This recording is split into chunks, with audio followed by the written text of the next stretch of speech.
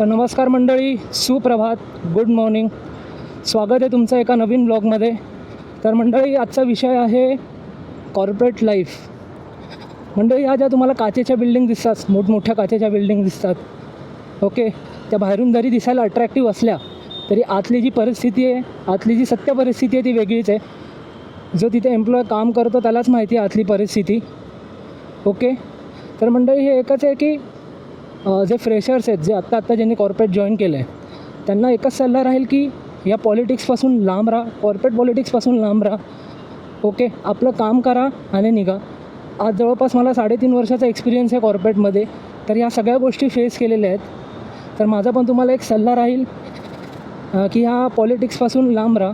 कारण माहिती आहे, कॉर्पोरेट आलं की पॉलिटिक्स येतं, मायक्रो मॅनेजमेंट येते, डिपेंड करतं company to company. But most of the 90% कंपनीमध्ये हे पाहायला मिळतं की मायक्रो मॅनेजमेंट होतंच. त्याच्यामुळे एम्प्लॉय पण फ्रस्ट्रेट होतो, त्याच्या हेल्थवरती पण इश्यू होतो. तर फक्त तुम्हाला एवढंच सांगणं की एवढा लोड नका घेऊ, आपलं काम करा आणि निघा.